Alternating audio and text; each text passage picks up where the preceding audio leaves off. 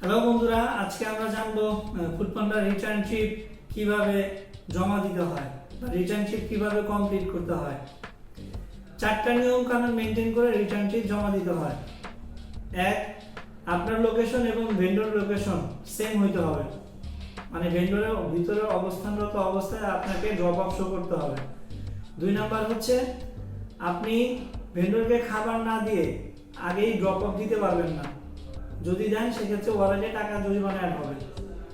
3 number হচ্ছে আপনি ভেন্ডরে খাবার জমা দিচ্ছেন বা ডেলিভারি শো করেন না, ড্রপ অফ দেখান নাই, আপনি বাইরে গিয়ে দূরে গিয়ে ড্রপ অফ দিচ্ছেন, সেক্ষেত্রে আপনার ওয়ালেটে জরিমানা অ্যাড হবে। 4 নাম্বার হচ্ছে আপনি যখন ড্রপ অফ দেখান তখন একটা proof of delivery, proof of রিটার্নের একটা ছবি চায়। সেই ছবিটা যদি স্পষ্ট হয়, অস্পষ্ট হয়, দেখা যায় না, বোঝা যায় না, সেক্ষেত্রে আপনার ওয়ালেটে জরিমানা অ্যাড হবে। সো এই 4টা জিনিস যদি আপনি ক্লিয়ার কাট রাখেন তাহলে আপনার ওয়ালেটে কোনো টাকা জরিমানা হবে না রিটার্ন ট্রিপের জন্য। যারা এই জিনিস 4টা মেনটেন করবেন না তাদের ওয়ালেটে 100% জরিমানা অ্যাড হবে। সো এই ফাইন এড়াতে হলে আপনাকে এই 4টা জিনিস অবশ্যই মেনটেন করতে হবে। 1, ভেন্ডর লোকেশন, নিজের লোকেশন ঠিক থাকতে হবে।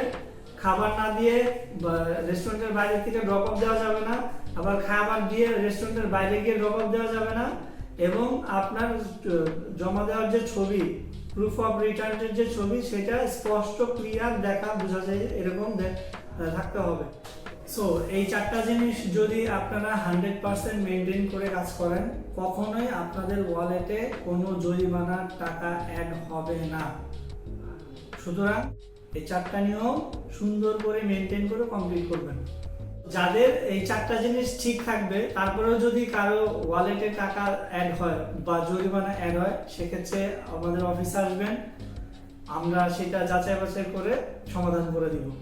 অবশ্যই যেদিন টাকাটা যোগ হবে, ধরেন আজকে সোমবার আপনার ওয়ালেটে টাকা যোগ হয়েছে, সেদিন আসবেন না, তার পরের দিন আসবেন। মঙ্গলবার থেকে বুধবার, বৃহস্পতিবার 3 দিনের মধ্যে এসে জিনিসটা সমাধান করে যাবেন।